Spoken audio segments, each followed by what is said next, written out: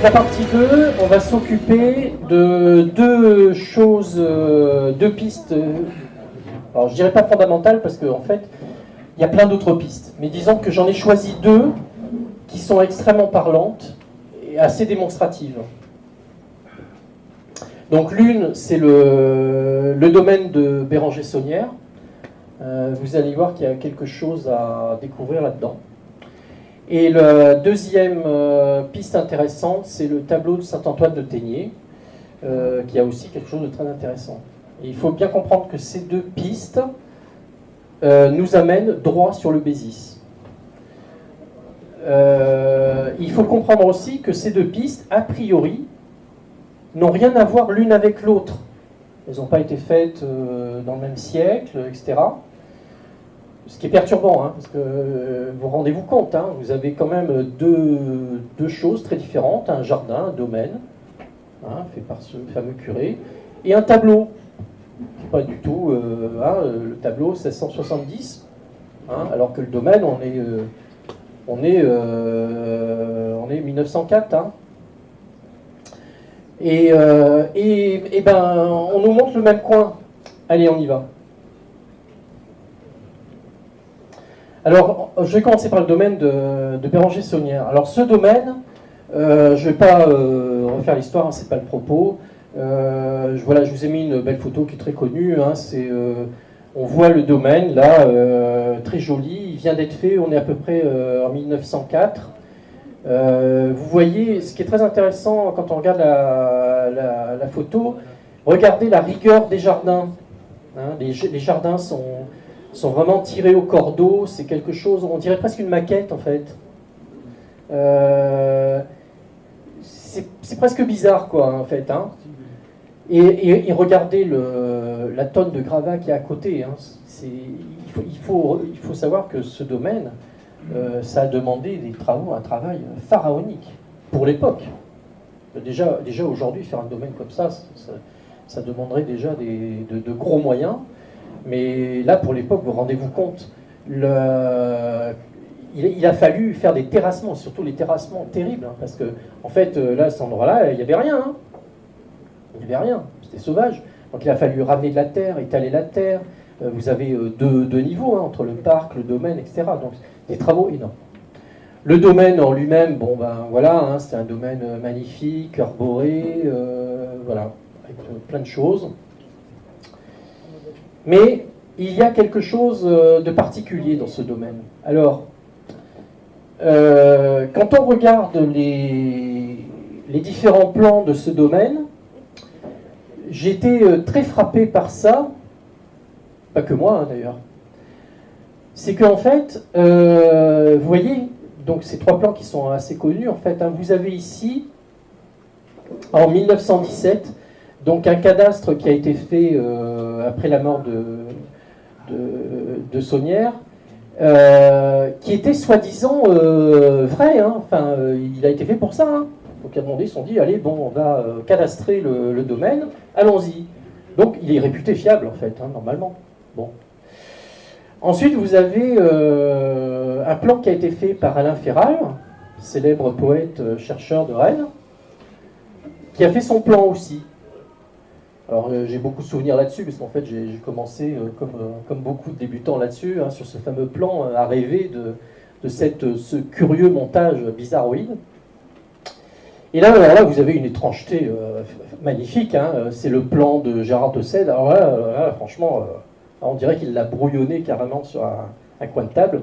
Vous voyez, regardez, c'est presque un croquis en fin de compte. Hein. Vous voyez, le potager il a disparu, enfin bon, ok. Mais il y a un petit détail qui est troublant quand même là-dedans. Et pour comprendre ce détail, il faut aller voir une carte postale, parce que vous savez que Béranger-Saunière, ça fait partie d'une des problématiques hein, de la baie Saunière, ce sont ces fameuses cartes postales, il y en a 33.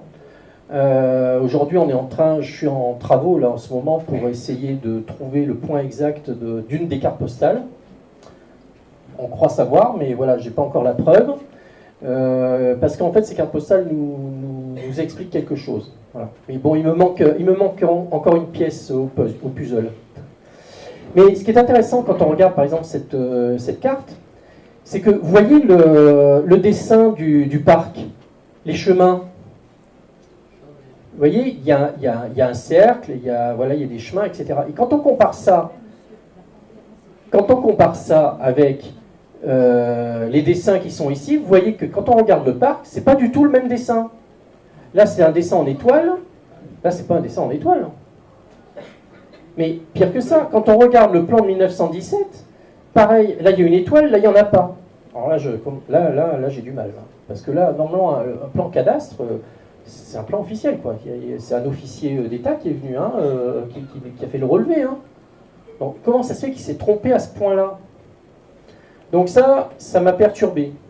Ça m'a perturbé parce qu'en fait, quand on ne comprend pas, c'est qu'on ne maîtrise pas quelque chose. Hein. C'est clair. Hein. Donc, le constat qu'on a fait, c'est que ces plans-là sont faux. Les proportions sont inexactes. Alors pourquoi je raconte ça? C'est parce qu'en fait, et ça c'est un travail, Patrick, je te ferai intervenir tout à l'heure hein, sur la construction de ce fameux domaine, hein, le travail qu'on a fait ensemble. On a récupéré, moi-même j'avais fait un plan à l'époque, hein, et on a essayé de superposer tous ces plans-là aux photos satellites qu'on connaît aujourd'hui, hein, Google Earth et Géoportail. Eh bien, ça colle pas. Alors si, ça colle un petit peu, mais pas vraiment. Quand on regarde, les proportions ne sont pas vraiment respectées, on a des angles plus ou moins larges, ça colle pas. Donc, avec Patrick, on a commencé un travail, donc là je vous raconte ça, c'est dans les années, on va dire 2010-2011, hein, par là à peu près. On a commencé à se dire, bon, bah, il faut absolument qu'on ait un plan exact de ce domaine. C'est pas possible, quoi. Donc vous voyez ici, vous avez un essai du plan féral, je ne sais pas si vous le voyez, là, vous voyez l'étoile, là, que j'ai superposé à Google Earth. Et vous voyez que ça ne colle pas. Alors, c'est très subtil, hein, mais ça ne colle pas. Vous voyez, par exemple, la tour de Féral, là, elle n'est pas exactement posée sur la tour de la photo satellite. Hein. Et donc vous avez des tas d'angles qui ne collent pas. Pas bien. Les bordures ne sont pas respectées, etc. Ici, pareil, hein, en faisant l'exercice du plan cadastral 1917, voyez je ne sais pas si vous voyez là, le belvédère qui était décidé dans le plan cadastre, l'angle est plus large que la photo satellite. Alors c'est incroyable aussi, parce qu'en fait, un relevé qui a été fait comme ça par le cadastre, ils ont des outils normalement hein, très précis pour faire ça. Hein, ils ont des mesures. Hein. Donc qu'est-ce qui s'est passé là ils se sont plantés, quoi. Il y a un problème. Donc voilà, nous voilà partis là-dessus, sur un chantier qui nous a occupé, on va dire, 2 ans. Et donc, il a fallu... donc moi j'étais à Paris, Patrick était à Toulouse, et nous voilà sur ce chantier, moi avec de l'informatique, Patrick avec du papier à crayon, et puis on a commencé à s'amuser, donc moi je tirais les angles d'un côté, Patrick il me disait non, c'est plutôt par là. Puis alors c'est très embêtant parce que quand vous avez un dessin comme ça, en informatique, enfin ceux qui font un petit peu d'informatique infographique connaissent le problème quand on travaille en vectoriel, on tire d'un côté, il y a tout qui vient, hein, donc on zoome, c'est pas tout à fait ça, donc il y a tout un travail d'approche qui est très difficile et qui est assez laborieux. Bon, on y est arrivé quand même. Hein. Alors, c'est un travail qui a demandé de s'adapter évidemment aux photos satellites. On a utilisé aussi les cartes postales de Saunière pour construire tout ça. Donc, les proportions, on a essayé de retrouver les fameuses proportions. Il y a eu un calibrage, etc. Et voilà, toute une précision. Et donc, tout ça, ça nous a amené à ce plan que j'appelle le plan de référence du domaine, qui est un plan supposé exact et qui colle sur les photos satellites. Et là, vous voyez que ce qui est intéressant, c'est que il y a des choses qui commencent à apparaître. Par exemple, si vous lisez un certain nombre d'auteurs, bon, à l'époque Gérard de Sède et un peu après, on va vous expliquer que le parc est carré. C'est un échiquier, il y a 2 tours. En fait, il n'est pas du tout carré. Hein. Quand vous mesurez, vous mesurez les angles, il n'est pas du tout carré. D'ailleurs, le belvédère, enfin ce qu'on appelle le belvédère, ici la petite promenade là, c'est pas un angle droit en plus. Hein. Non, c'est 100 degrés. Pardon ? C'est un angle droit, voilà. 100 degrés. 100 degrés, voilà. C'est pas du tout un angle droit, etc., etc. Et ce qui est très amusant, c'est quand on regarde le plan comme ça général, on s'aperçoit que il y a quelque chose. Il a envie de nous parler ce domaine, mais on ne sait pas comment s'y prendre en fait. Alors, j'ai mis ici une petite maxime amusante, vous allez comprendre pourquoi je l'ai mise. C'était une confidence de Marie-Hélène Arnaud à Noël Corbu. Hein, voilà, elle disait les gens ici marchent sur de l'or, mais ils ne le savent pas. C'est très amusant. En fait, je pense que personne n'a compris vraiment pourquoi elle disait ça. Mais maintenant qu'on on sait un petit peu comment fonctionne ce domaine, ça prend un peu tout son sens, cette formule.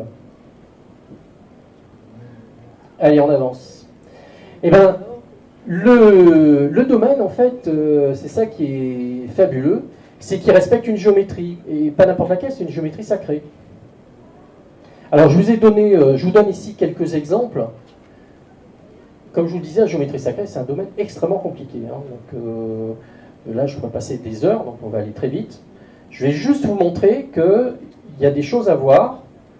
On n'a certainement pas tout vu, on n'a certainement pas vu toutes les facettes du problème, mais aujourd'hui on est sûr que ce plan de domaine cache une géométrie sacrée extrêmement rigoureuse, et donc une des conclusions évidentes, c'est que ça n'est pas un domaine qui a été fait sur un coin de table par un curé qui s'appelle Béranger Saunière. C'est pas possible. C'est une œuvre collégiale derrière, appelez-la comme vous voulez, congrégation, société secrète, ce que vous voulez, mais certainement pas le monsieur Saunière. Donc là, vous voyez, là je vous ai mis un exemple hein, d'un cercle qui passe par des points assez importants. Si on continue, vous voyez qu'on peut monter toute une géométrie intéressante sur le domaine. Vous avez même l'ancienne sépulture de Saunière qui rentre dans le jeu. Et on continue, hein. Donc voilà, hein. Vous voyez qu'il y a des points, des axes assez importants qui se mettent en place. Hein. Vous avez ici le point central du potager, vous avez le sommet du triangle, etc. Hein. Voilà, je continue, il y a une belle croix de David qui s'installe là. On peut aller quelque chose de très compliqué. Hein, vous voyez que là, dans ce montage-là, vous avez une configuration assez complexe. Hein. Vous voyez que, alors, vous rendez-vous compte, hein, vous avez ce point, vous avez les 2 points, je reviendrai hein, sur ces 2 points qui sont les fameux 2 points des tours. Eh bien, on va retrouver notre fameux triangle 3, 4, 5. Tiens, il est là. Il y en a un. Voilà, il est entre le point central du parc, le calvaire, et le point central du potager. Voyons. Il y a 3 cercles, et c'est le point central de chacun de ces cercles. Voilà.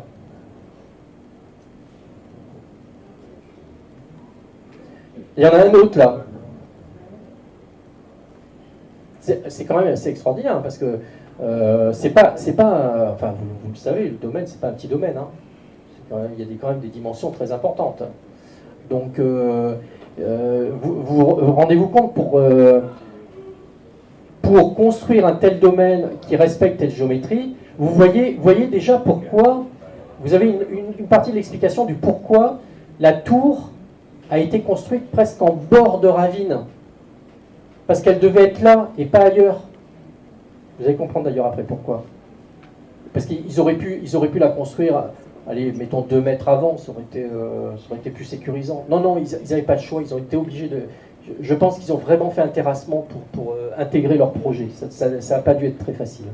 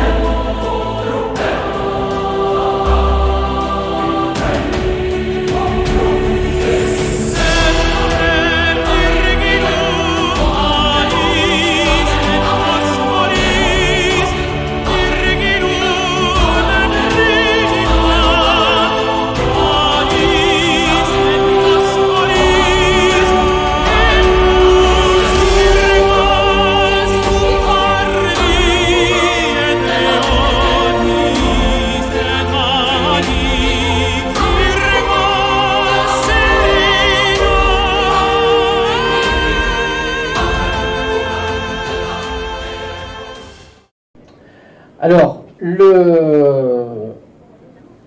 quand on a fini ce projet-là, en fait, on avait une idée en tête, et ça, je rends à César, à Patrick, l'idée. On avait une idée qui était d'utiliser le plan du domaine comme une carte. Et cette idée, ça a été d'utiliser 2 tours du domaine et de s'en servir pour fixer le plan du domaine sur une carte. Alors, comment on en est arrivé là? Alors attendez, je reviens là. Le domaine en lui-même possède 2 tours importants, la tour Magdala, la tour de Verre. Il y a une tour méconnue, en fait, dans le domaine, que j'appelle la tour du Calvaire. Il faut savoir que le domaine, hein, c'est une consécration à Marie-Madeleine, donc vous avez des tours partout, vous avez du crénelage partout. Il y a une tour très importante, qui est la tour du Calvaire. Vous la voyez ici? C'est une très belle tour, crénelée, voilà.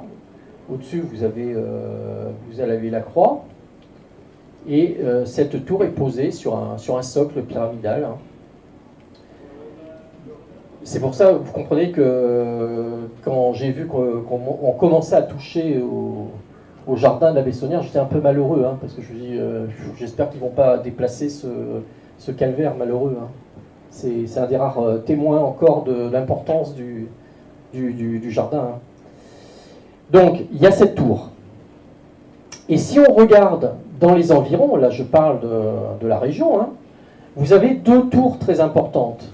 L'une, c'est la tour de Fa, qui est les ruines d'un ancien château wisigoth, donc vous la voyez ici, tour de Fa. Et vous avez la tour d'Arc, hein, le fameux donjon d'Arc, qui est un des plus beaux donjons de France, hein, qui est très connu, qui fait venir les touristes. Alors partant de ce constat-là, qu'est-ce qu'on s'est dit? Eh bien,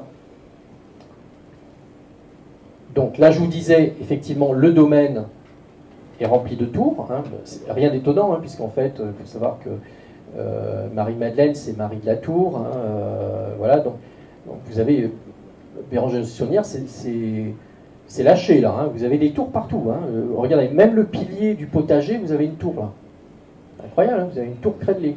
Il y a peu de gens qui l'ont remarqué ça, hein. Il y a des tours partout, hein. Bon, les plus fameuses, c'est celle-là évidemment.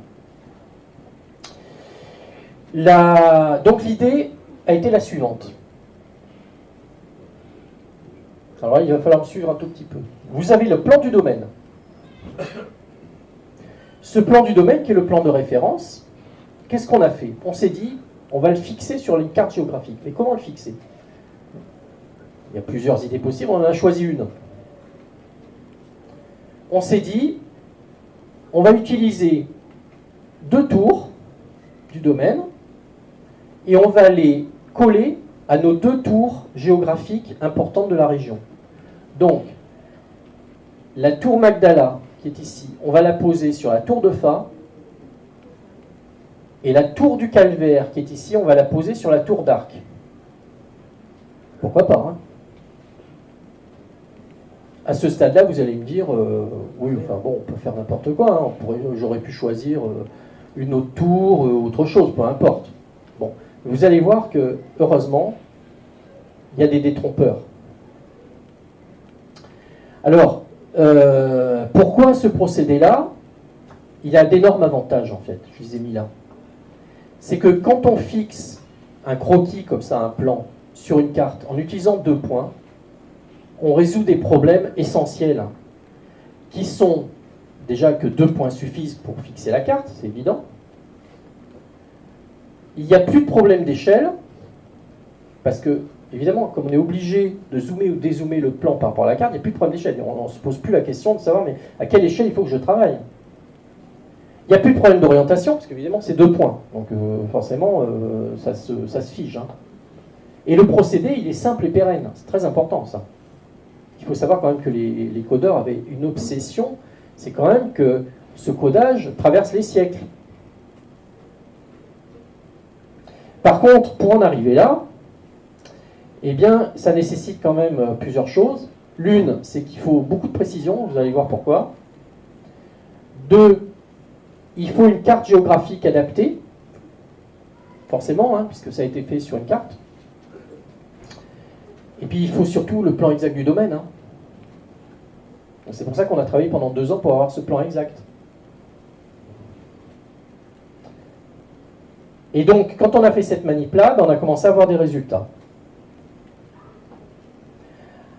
Alors, un problème se pose quand on fixe le domaine sur le plan, et c'est un problème de précision relativement simple à comprendre. Vous voyez ici, voilà, on prend le plan et on le pose sur la carte géographique. Là, c'est la carte géographique du Haut-Razès. Donc là, vous avez la tour Magdala, et la tour Magdala, on la pose sur la tour de Fa. Hein, vous voyez, le village de Fa, il est là, et la tour, elle est ici. Hein. Bon. Mais vous voyez que du fait du dézoom du plan par rapport à la carte géographique, vous voyez qu'il y a une incertitude. C'est-à-dire que, parce que je rappelle, hein, on a plaqué la tour Magdala sur la tour de Fa, puis de l'autre côté, la tour du calvaire ici, elle est posée sur la tour d'Arc. Donc, hop, ça se met en place, sauf que ici, la tour Magdala, elle a un carré quand même assez large. Donc vous voyez, il y a une incertitude sur la carte. Et bien cette incertitude, elle se résout grâce à quelque chose qui nous a été mis par l'équipe saunière, on va dire.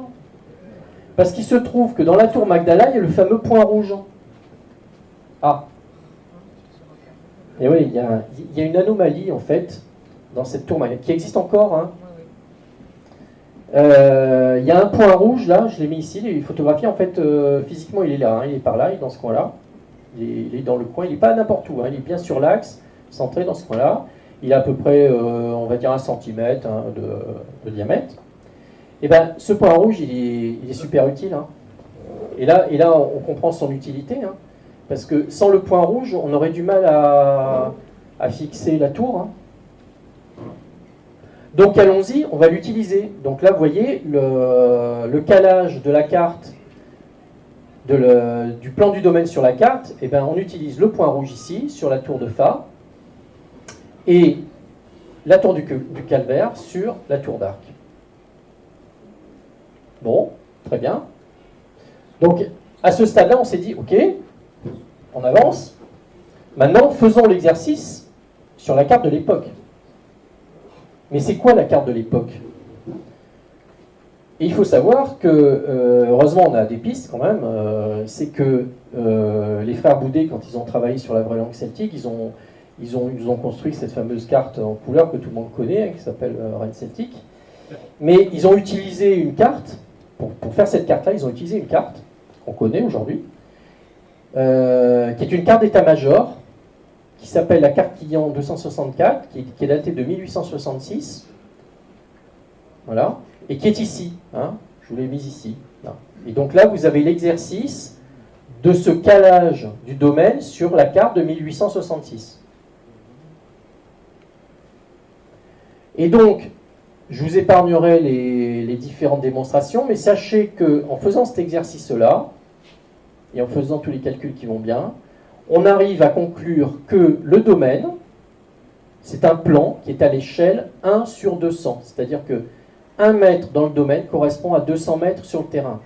C'est très rigolo parce que, regardez comme c'est pas folle dingue. Hein. Si vous prenez la distance tour de Fa, tour d'Arc, en vrai, c'est 1440 mètres, en vrai. Hein. Si vous prenez la distance tour Magdala, tour du calvaire, ça fait 72 mètres. Si vous faites 1440 divisé par 72 mètres, vous trouvez 200. Alors, on ne trouve pas 188 ou... Non, 200. Ah, ça interpelle, ça. Une échelle sur 200, ça parle. Petit clin d'œil. Maurice Leblanc. Alors là, on est dans l'Aiguille Creuse. Qu'est-ce qu'il nous dit? Tout de suite, il se mit en campagne. En campagne, sur le terrain.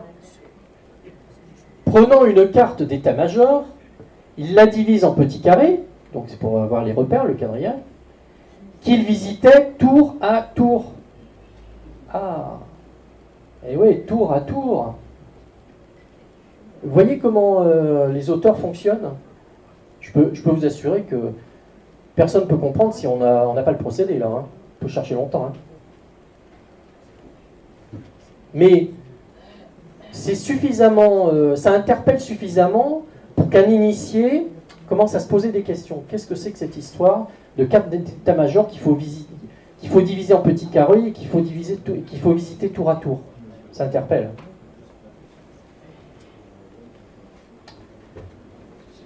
Comment être sûr que le procédé est correct? Ah. Eh bien, ces petits malins de codeurs, heureusement, ils nous ont mis ce que j'appelle des détrompeurs. C'est-à-dire des indices qui permettent, une fois qu'on a fait ce procédé-là, d'être sûr que c'est le bon. C'est pas idiot, hein? Parce que sinon, on n'est pas sûr. Enfin, comment être sûr? Donc, alors il y en a plusieurs, hein, mais je vous en donne deux, vous allez voir, ils sont assez parlants. Une fois qu'on a fait cet exercice de calage du domaine sur la carte, on vient zoomer sur cette partie-là, vous voyez le potager là. Hein, pour rappel, aujourd'hui le potager s'est transformé en jardin de Marie aujourd'hui. Hein, et là vous avez le bassin, c'est le petit bassin où il n'y a plus d'eau malheureusement aujourd'hui. Et je passe le message, sauver le bassin, empêcher quelqu'un de le détruire, il est important, c'est un témoignage du codage. Hein. Donc le voilà le bassin, il est là. Donc quand on zoome ici, sur cette partie-là, donc c'est là, vous voyez où ça se pose? Le cercle. Ça se pose sur le lieu-dit, le cercle. Ah, c'est fort ça. Imaginez, on a fait un procédé, on a mis un plan du domaine sur une carte, on a fixé ça, pof pof. Incroyable quand même. Le cercle qui se pose sur le lieu-dit, le cercle. Ça ne s'invente pas. Hein. Et regardez comme c'est bien fait. Vous voyez cette pointe là? C'est la pique de la Val-Dieu. Bon, vu à l'époque, carte d'état-major en 1866. Hein. Vous voyez, la pique de la Val-Dieu qui est calée sur le chemin, sur l'un des chemins du potager. Magnifique aussi, hein, vous l'avez là. Et là, vous regardez, vous voyez les cercles. Il y a 2 cercles imbriqués. C'est intriguant tout ça. Hein. Je continue. Donc ça, c'est un premier détrompeur. Alors, regardez bien, je vous l'ai mis ici. Hein, donc, effectivement, Boudet, c'est important. Il dit des choses. Mais il n'y a pas que lui qui le dit, mais il dit des choses. Et regardez comme c'est troublant. Il nous dit à un moment donné, le centre du cromlech de Rennes-les-Bains se trouve dans le lieu nommé par les Gaulois eux-mêmes, le cercle. Okay. Le point central du cromlech des Redon est renfermant ainsi un petit cercle dans un plus grand, ce grand cercle par sa figure sphérique. Et alors là, je peux vous dire que tous les chercheurs, quand ils se mettent à étudier Boudet, ils se plantent là. Parce que le problème, c'est que, ok, d'accord, le centre, c'est le cercle, le lieu dit le cercle, on le connaît, c'est la source du cercle, etc., etc.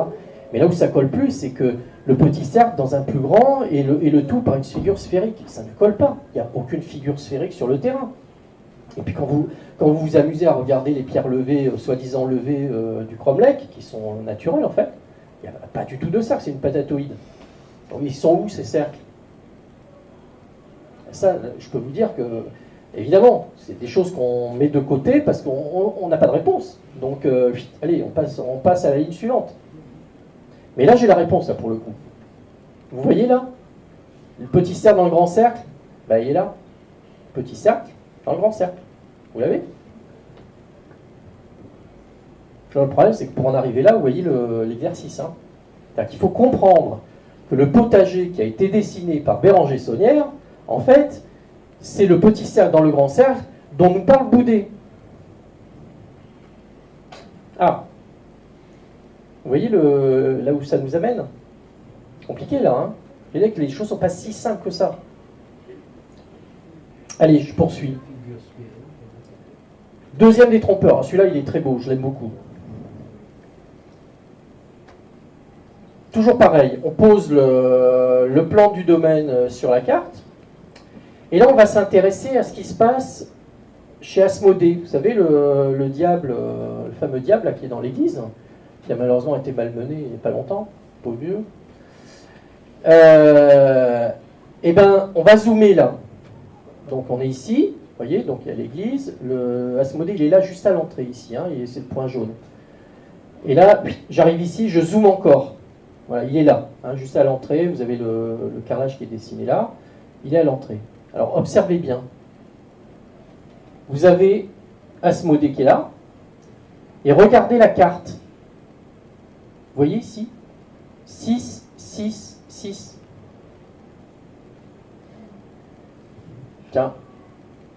Ah, ça interpelle là. Ça veut dire qu'en fait, vous avez Asmodée qui s'est posé sur la carte d'état-major de 1866 à un endroit, alors en fait c'est une altitude, 666 mètres. On n'est plus dans le hasard là. Hein. Là c'est pas possible. Hein. Moi je veux bien encore le cercle, je veux bien qu'on m'explique que c'est le pur hasard, mais là on n'est plus dans le hasard, c'est pas possible. Donc vous voyez le détrompeur comme il fonctionne ? Tu pourrais rajouter que la topographie locale de ce point, oui, elle est éloquente. Voilà, j'y arrive. En fait, le 666 mètres, vous l'avez ici, parce qu'on était évidemment, quand on a vu ça, on est parti en campagne très vite. Hein, Patrick, tu t'en rappelles hein. Donc on est allé là-bas, déjà on a eu un peu de mal à aller trouver la petite colline, parce qu'en fait c'est une petite colline hein, qui est là. Donc on a eu du mal à la trouver, déjà il a fallu la repérer, on a tourné autour, machin, on est monté là-haut, on s'est muni d'un altimètre, on a commencé à mesurer, et puis c'est pas 666, c'est 664, non c'est 665, non c'est 664, mais c'est pas 666, qu'est-ce qui se passe? Bon, donc là j'ai eu un petit doute, je me suis dit, oula, on est en train de nous manipuler là, 666. Et bien en fait le problème, c'est que c'est là où j'ai eu confirmation que c'est une manipulation. C'est qu'en fait quand on prend la carte d'état-major suivante, donc il y en a une qui est parue plus tard, en 1900, toujours un état-major, qui elle était un petit peu plus en couleur, et qu'on regarde la même colline, et bien on n'a pas 666, on a 665. Ah, ça colle mieux avec ce qu'on a mesuré. Si, tu l'as là, regarde. 665. Et ça veut dire quoi? Le 666 a disparu. Donc ça veut dire que soit c'était une erreur, soit on a construit, ou en tout cas on a introduit un détail dans cette carte qui était d'importance par rapport au codage du plan. Donc là ça interpelle, parce que ça veut dire quand même que pour utiliser, pour introduire un élément dans une carte d'état-major qui est levée par des officiers, il faut quand même avoir un sacré réseau derrière. Hein. Ça ne s'est pas fait comme ça, je pense, sur un coin de table. Je continue. Alors, c'est pas fini en fait. Pourquoi c'est pas fini? C'est qu'en fait, quand on reprend cette carte 666, donc vous l'avez ici, hein, vous le voyez bien, eh bien, vous avez ici ce trait noir, là, vertical. C'est quoi ce trait vertical? Eh bien, c'est le méridien de Paris. Parce qu'en plus, non seulement Asmodée, il est là, il est proche du sixième, alors en plus, il y a le méridien de Paris qui passe à côté. Et alors en plus, non seulement il passe à côté, mais il traverse un nom qui s'appelle Saint-Michel. Oh là là, Saint-Michel. Hein, ça dit quelque chose, Philippe hein? Oui. Parce qu'il se trouve qu'en fait, il y aurait, mais enfin, je pense qu'on l'a pratiquement trouvé, il y a une ruine là-bas qui serait une ancienne chapelle, Saint-Michel. Si tu permets, je te confirme, les photos avaient été prises en 2009, et notamment dans le mur nord-est, parce qu'il en reste. Hein. C'est une chapelle brûlée qui est en fait dans une combe sous la petite colline. Et en fait, il y a une pierre curieuse ovoïde avec la lettre I gravée. Bon, les photos ont été prises. Hein. Donc voilà, on se retrouve. Alors, pour ceux qui qui ont fait un petit peu de classique en symbolique religieuse chrétienne, oui, Saint-Michel, ça parle. Hein. Saint-Michel, le méridien, le 666. Là, vous tombez tout de suite dans le fameux symbole de Saint-Michel tuant le dragon par sa lance, hein, la lance représentant le méridien vertical, etc.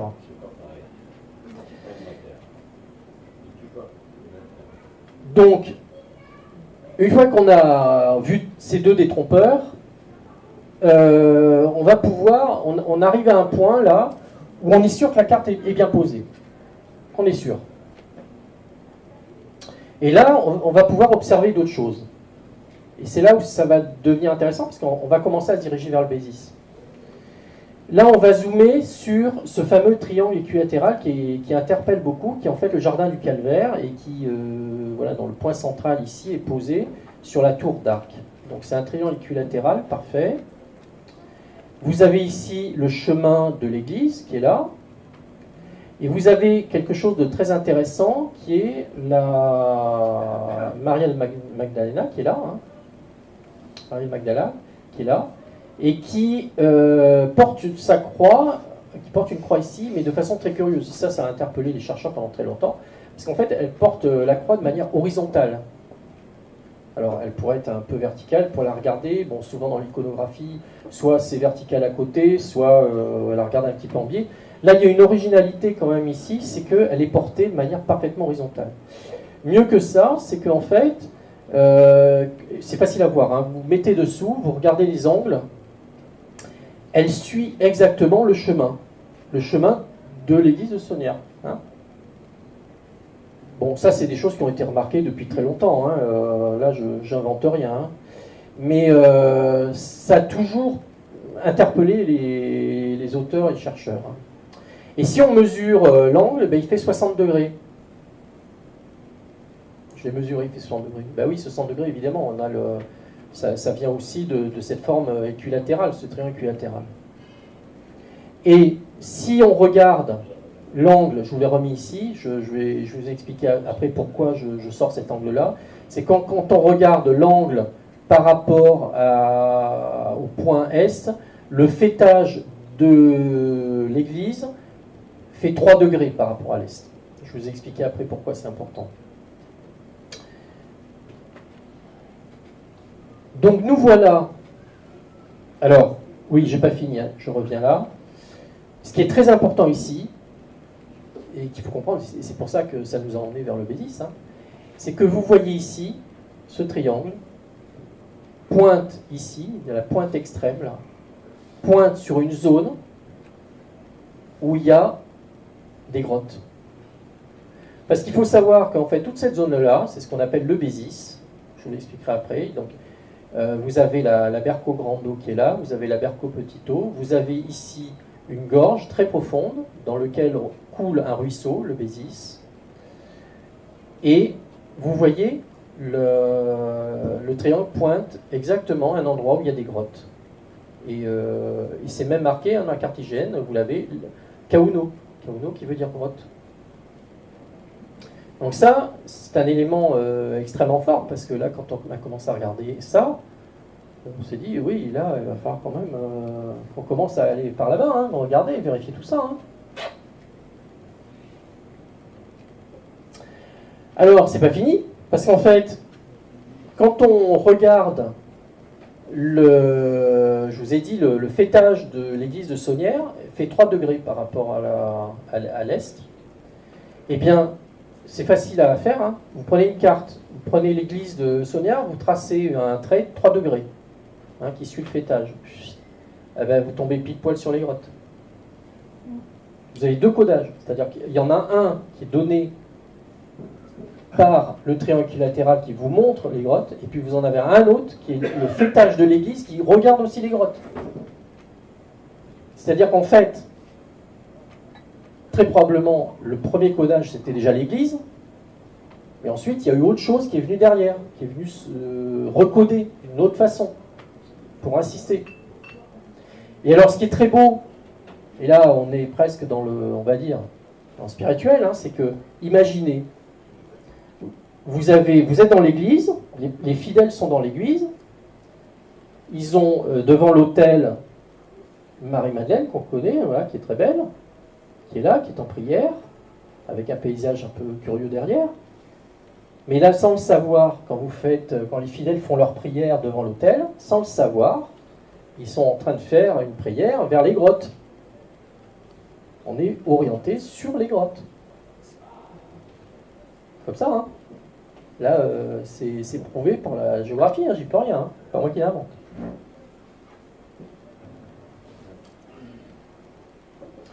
Je vais passer au deuxième indice.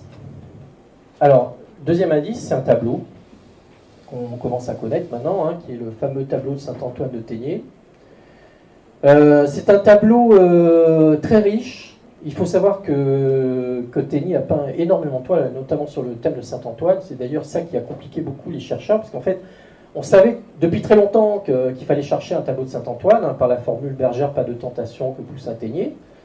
Mais le problème, c'est de trouver le bon tableau. Ça, voilà. Et heureusement, il y a eu les travaux de Franck Dafos, Didier Ricard de Thury, qui ont été révélés en 2011. Moi-même, j'ai un superbe souvenir, parce que je suis allé voir Dafos à cette époque-là, puisqu'il avait une version chromatique parfaite qui lui avait été envoyée du directeur du musée du Prado. Donc, qui est une photo exceptionnelle, hein, qui montre le tableau. Il est magnifique, hein. Franchement, c'est un tableau qui est superbe. Donc le voilà. Très riche, comme vous voyez, il y a plein de personnages.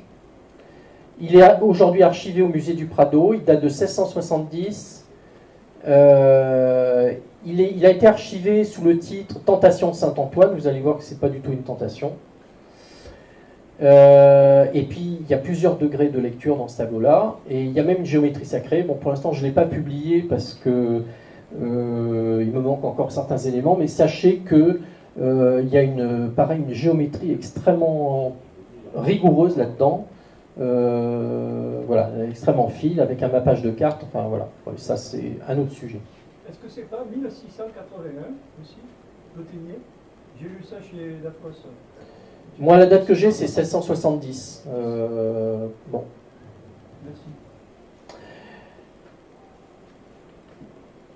Alors, pourquoi c'est pas une tentation? Alors, et pourquoi on cherche quelque chose qui n'est pas une tentation? Je rappelle que la sentence, c'est bergère, pas de tentation que Poussin-Téniers. Donc, vous avez l'information bergère-Poussin, donc ça, on sait ce que c'est berger d'Arcadie depuis longtemps. Là où on a eu plus de mal à comprendre, c'est le pas de tentation Téniers. Alors, tentation Téniers, ok, ça veut dire que c'est un Téniers, c'est un Saint-Antoine qu'il faut chercher.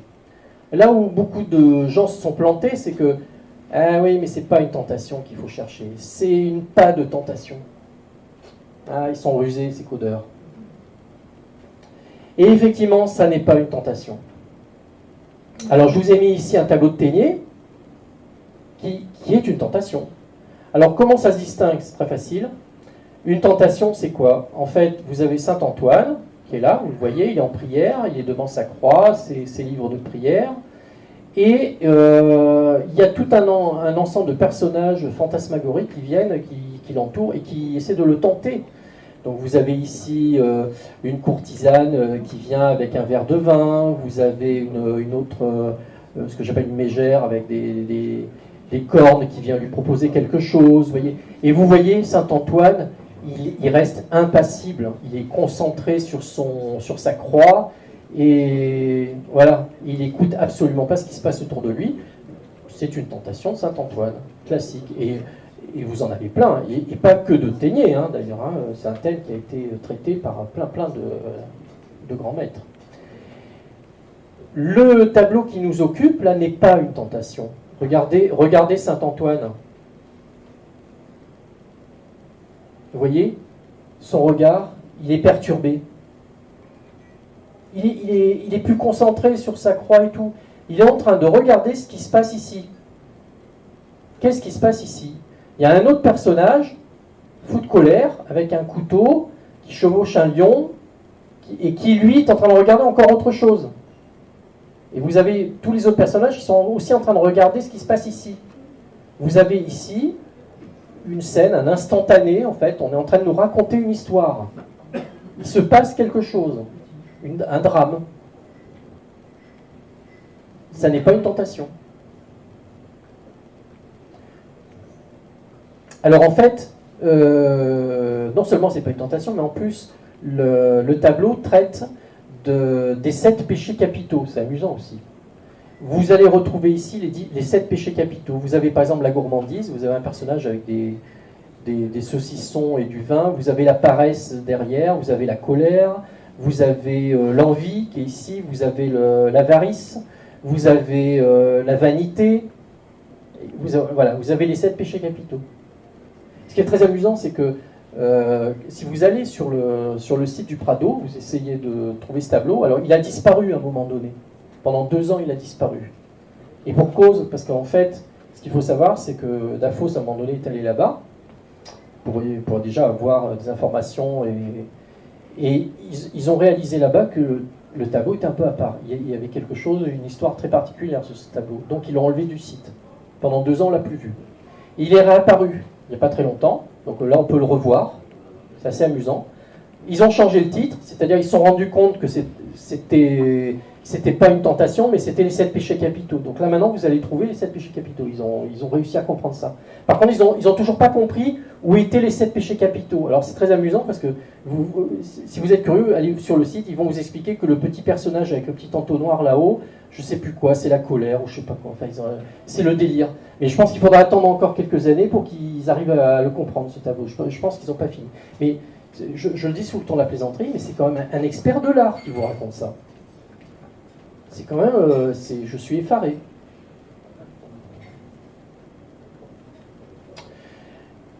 Alors, ce tableau, il se décrypte. Alors, il se décrypte de pas mal de manières, parce qu'en fait, je pense qu'il y a beaucoup de messages, dans ce tableau-là, mais je vais vous présenter le message qui nous intéresse aujourd'hui, qui est direction le Bézis. Il faut voir ici un détail très important dans le tableau qui est là, au fond. Donc là, je zoome ici, vous voyez. En fait, ce qui a été dessiné là, c'est le Buggara. Vous le voyez là, il a sa forme très caractéristique. C'est le Buggara. Je l'ai mis ici en photo réelle. Hein. Alors, ce qui est très intéressant, c'est que déjà là, à ce stade-là, on se dit, oui, oh, le tableau de Ténier, donc ça veut dire que non seulement on est en train de nous présenter une scène un peu bizarre qui peut être une tentation, mais ah oui, on est dans le Razès quand même, on est dans le Haut-Razès. Ah, c'est pas rien quand même. Hein. Vous avez même ici dans le tableau le petit village de Buggara qui a été dessiné, vous le voyez là, juste devant. C'est des petits détails. Hein. Pourquoi c'est important? Bon, déjà, ça veut dire qu'on arrive à orienter la scène. Mais on arrive à poser un axe. Pourquoi? Parce que le Buggarache a été peint avec une certaine vue qui est là. Donc on arrive à orienter géographiquement cette vue. Donc j'ai mis l'axe en vert, il est là. Donc l'idée a été de se dire, si sur le tableau on a le Buggarache, ça veut dire que très probablement on n'a pas une scène réelle. Donc allons-y dans le raisonnement. Pour aller plus loin, il faut savoir, je l'ai mis ici, vous voyez dans le tableau, vous voyez là, je vais revenir en arrière, ça va être plus simple. Vous voyez dans le tableau, vous avez ici une sorte de montagne, de colline très abrupte. Voilà, vous voyez, ça tombe carrément à pic là, et vous avez le Buggara qui est là, d'accord? Quand on prend cet axe, la question qui se pose après, c'est où est-ce qu'il faudrait qu'on se mette sur cet axe pour observer le tableau, pour être dans le tableau si vous voulez. Vous voyez que jusque-là, il n'y a aucune falaise ou aucune colline qui pourrait, on va dire, rappeler cette forme rocheuse très abrupte. La seule qui pourrait coller, c'est celle-là, c'est la pointe, et là on est dans la Berco Grando, qui est là, c'est la seule qui pourrait coller.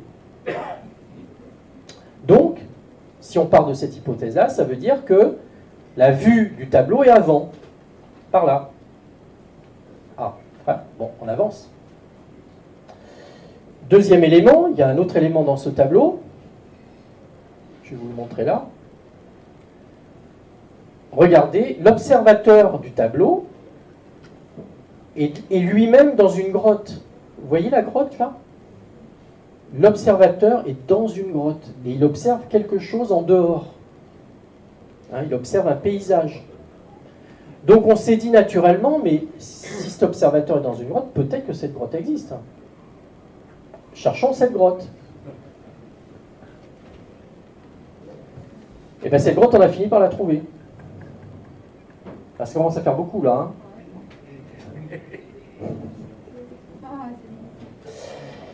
Donc là voilà cette grotte. Alors je peux vous dire que la première fois quand j'ai mis les pieds dans cette grotte, la première chose que j'ai fait, c'est d'aller de trouver le point exact dans la grotte pour me projeter dans le tableau. Parce que la grotte, elle est assez large. Hein. Vous voyez là, je l'ai prise en recul, face avant. Vous voyez, c'est une grotte qui est assez profonde et qui est assez large. Hein. Et donc, l'exercice a été de trouver à quel endroit il faut se mettre dans la grotte pour être dans le tableau de Téniers. Et bien, ça a bien marché. Et là, j'étais fou de joie, hein, je peux vous le dire, hein, parce que, waouh, ça veut dire qu'on est bon, hein. Ça devient bon, là. Ça match. À tel point que, regardez, vous voyez cette échancrure caractéristique là, qui est dans la roche, là? Eh bien, on la retrouve en réel. Et vous voyez ici la partie rocheuse qui déborde, ben, c'est la Berco-Grando. C'est le nez de la Berco-Grando qui a été dessiné là, dans le tableau. Waouh, ça veut dire que je suis l'observateur du tableau. Je suis dans le tableau. C'est bien, hein? Alors, elle est où cette grotte? Eh bien, cette grotte, elle n'est pas très loin des Pontilles. Décidément, ce coin-là, il y avait déjà le tombeau, là maintenant on se retrouve avec une grotte. Alors, petit détail, je vais donner juste un petit détail ici encore, et je vais y revenir après. Vous voyez ici, sur ce qui a été dessiné sur le nez donc, de la Berco-Grando, puisque maintenant on sait que c'est la Berco-Grando, vous voyez, il y a une sorte de bâtiment, un édifice, hein, il y a une maison fortifiée. Voilà. Retenez ça, je vais y revenir.